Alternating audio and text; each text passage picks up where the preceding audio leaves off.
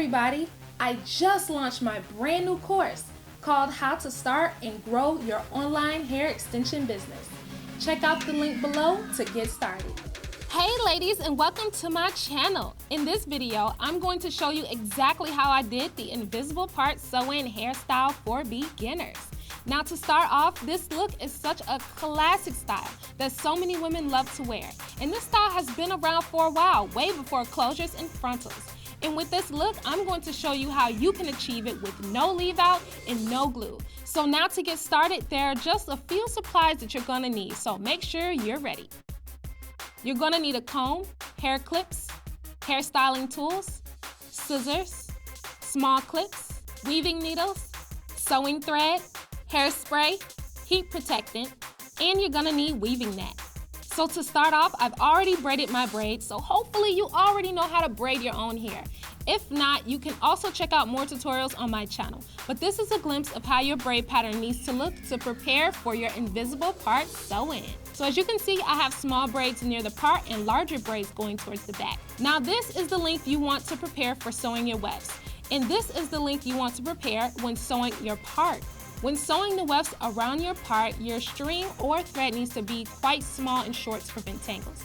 And very quickly, I'm going to show you how to actually thread a needle, because this is actually one of my most common requests to include in my tutorial, is to show how this process is done. So as you can see, it's extremely simple, and all you have to do is cut off the remaining thread at the top of the knot. Now we're gonna start off with some weaving net, and I have an entire roll of it, which is so helpful if you do a lot of sewings. So after measuring it on your head, you're just gonna take your scissors and cut a straight line. If your line is not straight, don't worry about it, because you're gonna cut the rest off anyway after you stitch it down. So when we're stitching, I suggest that you actually stitch going around your part. So you're going to always form 2 knots at the very first stitch that you create with your weaving net. So as you can see, I went through the thread once just to locate exactly where the knot needs to be. Now I'm gonna go through my braid and net once again, and I'm gonna go through the thread once, and then I'm gonna go through the thread again to pull it up to create a knot. In order to do my knotting technique, you always need to go around your thread twice. If you actually don't see me going around the thread twice, that's because when I pulled out the needle, I was already going through the thread, and then I just wrapped it around, which made it look like I did it once. Or you can choose to wrap it around your fingers twice and then insert your needle to pull it through. As you can see, this is how it looks once you stitch going all the way around your part, braid by braid. Once you sew around your part, you're gonna sew around the rest of the edges of your hairline. And then you're just gonna clear out the netting that's where your part needs to be. And this is exactly how you should look right before you begin sewing on your extensions. The weaving net is gonna allow you extra space to sew down your wefts, especially near the part. Now to begin, we're actually going to double weft sew our hair. So what do I mean by that? You have to put one needle through one weft, and then you're gonna put the other needle through the other side of the weft. I'm only using one bundle here for example. You don't put 2 bundles together, just one. You just grab both ends and draw them together to actually double weft sew. So as you can see, that's how you need to create your knot before you begin stitching. Now we're gonna start sewing where these 2 braids join right here. And you're gonna make sure that when you're stitching your entire head, you only go up as far as where your small braids join. You have to leave that space for doing the invisible part method. So remember that we attached our thread to the weft. That allows you to pull it up exactly where you need to be to do this knotting technique. And it always involves wrapping the thread around the needle twice and pulling up to create a knot. Make sure you go over a distance of about 1/4 inch or so when stitching along your hairline. And make sure the wefts are flat against your hairline so that when you actually pull it up, you don't see any wefts at all if you decide to wear a ponytail. Now to close off where your needle has ended, you're just simply gonna cut off the thread and create 2 knots. After that, you're then just gonna cut off the remaining thread. And as you can see, this is how it looks with my sewing method. So this is how 1 bundle of hair extensions looks when sewn down. And next, this is how 2 bundles of MrsRutters hair looks. For this look, I decided to do 3 bundles for extra fullness. I'm gonna show you this amazing technique. If you've never heard of it, now you know, which is called the fold over method. All you do is simply fold your extensions going back into the opposite direction and continue stitching it down so you don't have to actually cut your wefts to sew all of your bundles in. And this is amazing for those of you who ever have had issues with shedding or anything when sewing in hair extensions. This prevents you from having to cut your weft while sewing in all of your bundles. And this is how the 3rd bundle looks that's sewn in, and now we just have our part left. In my hand, as you see, is the remaining hair from the 3rd bundle. And what you need to do to prepare for your part is to use a razor to separate the weft. As you can see, I'm actually struggling a little bit because the wefts are so strong. That's what I really love about MrsRutters Hair Extensions, is that you usually never have issues with shedding. I never see shedding when I'm working with my hair, even when I cut them into small pieces for a style like this. But you only need to cut the small pieces for this style when doing your invisible part method, as I'll show you in just a sec. So we're gonna start off with that first braid there and make sure it's right up against your hairline and measured out before you start stitching it down. Now make sure you secure your weft before you actually begin stitching it onto your braid pattern. So that way it's very easy to keep track of it without it slipping around. Then you're going to put the needle through the braid and it's going to bring that small track piece of hair up to where it needs to be.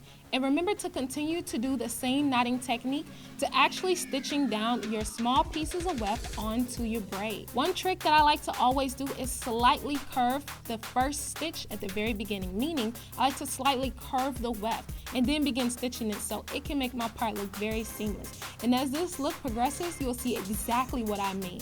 Another tip, as I've mentioned before, is make sure that you thread short needles when doing your invisible part. The reason why is because if the thread is too long, you're gonna have so many tangles and the hairstyle will be such a headache to create when it doesn't need to be that way. So after stitching my first track piece, this is how it looks. Now I'm gonna do the other side, showing you the exact same method, and maybe you can actually see it a little bit better. If not, you can always go back a little bit to replay any seams that you feel like you didn't have quite a grasp on. The thing about doing a hairstyle like this is that it does take practice, and you have to make sure that you're not skipping around and watching bits and pieces, because then you won't be able to fully achieve this hairstyle and make it look realistic. So if you have been skipping around, make sure you go back and watch it again so you don't miss anything important. Now after stitching that down, this is how it looks, and as you can tell, the look is coming along. I went ahead and finished sewing the rest of my invisible part pieces, and I saved a little bit of space at the top for where my closure needs to be. So as you can see, I'm actually creating the closure that needs to go at the very top to finish off my invisible part sew-in. Now the hair that I'm using is the remaining weft from the 3rd bundle of hair, and make sure that you actually split the track in half with your razor before you begin creating your closure, because if not, your look may not be as seamless as you desire. That's why it's very important to split the tracks for detailed parts of your style.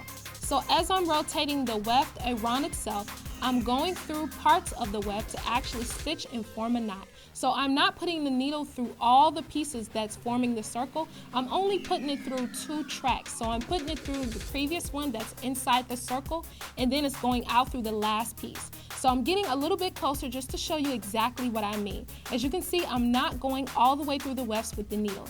And after we're done, this is how your closure should look. Now at this point, you're gonna locate the middle and use your comb to separate out the hairs. The reason why is because you need to actually flatten this before you attach it to your head. It's a lot easier to flatten it out first before you sew it down. So after combing the hair evenly around all sides, you're going to use your flat iron and flatten it in the very center, and then you're going to work your way on the edges. One tip to making your handmade closure look flawless is to make sure that you slightly curve your flat iron near the edges so you can form a slight circle-like appearance, so it can adhere and look very flat to your head once you finish off your look.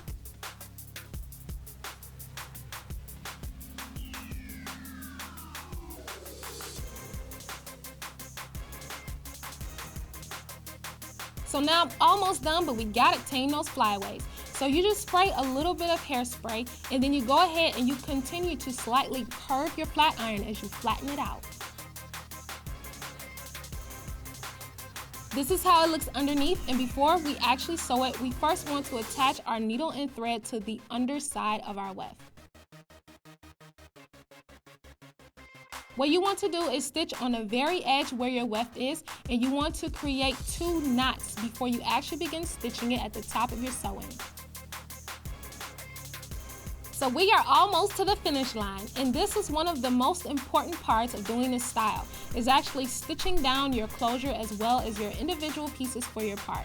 Now to actually stitch it, you want to make sure you're going through the actual netting first, and then go through some of the weft on your closure. And you pull it out and create your knots by grabbing the thread and wrapping it twice around the needle, or wrapping it twice around your fingers and then pulling the needle through. Now, if you have any issues seeing this part, I highly suggest that you just go back a little bit and rewatch it until you get it. Because this is such a small confined area on my head, my hands are sometimes in the way a little bit. But if you just go along with what I'm telling you as you see the visual, it will help out a lot in being able to achieve this style. And also, you must practice doing this, because you may not necessarily get it on your first try, but with practice, it definitely makes perfect. So you just continue stitching going all the way around, going through your netting and then part of the edges of your weft from your closure to pull through and create your knots.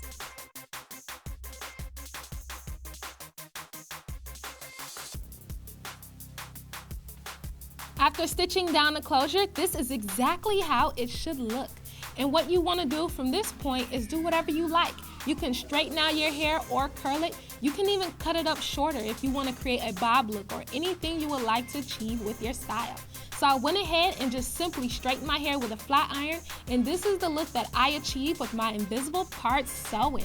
I hope you enjoyed watching this tutorial, and if you want to see more looks, make sure to subscribe and turn on bell notifications. I'm almost at 500,000 subscribers, which is one of my YouTube goals. Be sure to subscribe so that way you can catch more beginner-friendly tutorials.